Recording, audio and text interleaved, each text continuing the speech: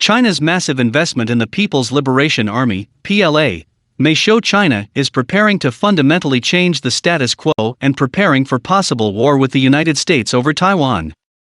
To deter China, the United States must rapidly build up its forces in the Pacific, continue to strengthen military alliances in the region to ensure access to bases in time of conflict, and accelerate deliveries of purchased military equipment to Taiwan. Taiwan is of vital geopolitical importance to the United States. Its thriving democracy is one of the freest societies on the planet. As World War II U.S. Navy Admiral Ernest King said, Taiwan is the cork in the bottle for Japan. Whoever controls Taiwan will control Japan and the Republic of Korea's shipping lifelines. Chinese control of Taiwan will give it enormous influence over both Japan and Korea, fundamentally altering the strategic calculus in East Asia, and give China its long-sought-after opportunity to Finlandize both countries. Perhaps most importantly, Taiwan is the center for advanced semiconductor production. The Taiwan Semiconductor Manufacturing Company, TSMC, boasts that it has the most advanced foundry in the world. Chinese control of TSMC would provide it enormous economic benefit, and would result in the world being dependent on an authoritarian regime for advanced semiconductors and all that would mean for the integrity of supply chains. Advanced semiconductors are the petroleum of the digital age. America must not let an authoritarian regime bent on supplanting the United States seize these vital production facilities. Advertisement. Time is not on our side. Taiwan Minister of Defense Chiu Kuo-cheng testified before his Congress on October 6 that, by 2025, China will bring the cost attrition to its lowest. It has the capacity now, but it will not start a war easily, having to take many other things into consideration. As Chiu states, China probably already considers it has the capability to seize Taiwan. China's calculus about using force against Taiwan is a complex one, involving, but not limited to internal stability, Taiwan developments, and military dynamics. The Chinese Communist Party, CCP, has created a popular nationalist narrative that the great rejuvenation of the Chinese people will be achieved through unification with Taiwan. Chinese President Xi Jinping has been focused on annexing Taiwan. He likely will achieve an unprecedented third five-year term as president during the fall 2022 Party Congress, allowing him the internal political freedom to use force to achieve his unification goal.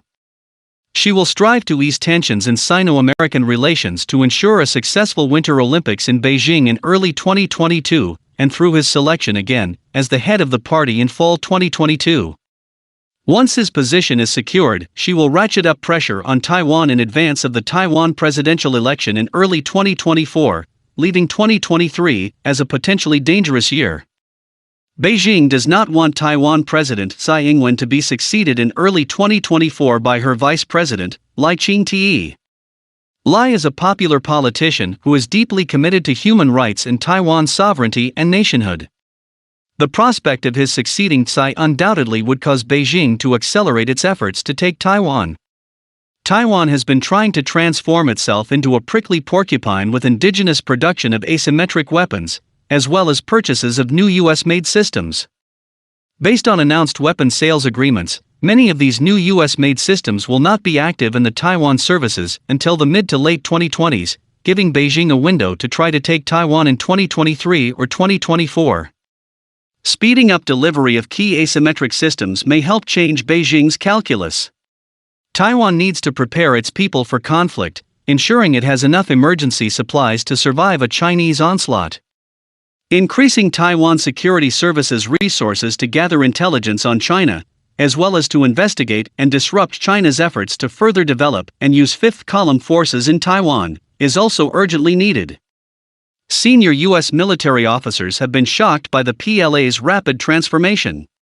The U.S. armed forces are trying to change to better fight the PLA in the Pacific, but face difficult logistics and force projection issues in a Taiwan scenario. The sheer size of the Pacific Ocean makes it vitally important the U.S. has allied commitments to use bases in the region in a time of conflict. Mending relations with the Philippines in the post-Duterte era to get access to Clark Air Base and Subic Bay might be beneficial. Ensuring the use of U.S. bases in Japan in time of conflict is essential. Nevertheless, geographic space and logistical issues will make a timely U.S. military response difficult. It may take several weeks for the U.S. to have sufficient forces in the region to challenge the PLA in the battle space around Taiwan. Having more forces stationed in the Pacific may help speed a U.S. response.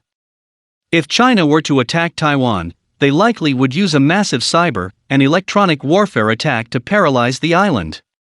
They would combine this with missile strikes against key military and government centers to decapitate Taiwan's leadership.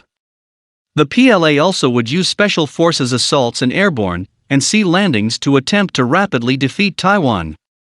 Prolonging effective Taiwan resistance until U.S. forces arrive should be a key goal of U.S. security policy.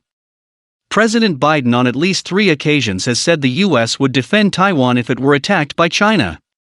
His administration needs to articulate to the American people why Taiwan's defense is critical to the United States and deploy the resources needed to deter China from attacking Taiwan.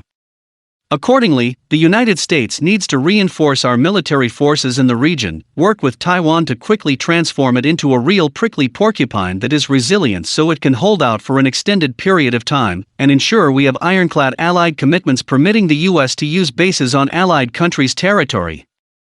Time is not on our side. We must act now.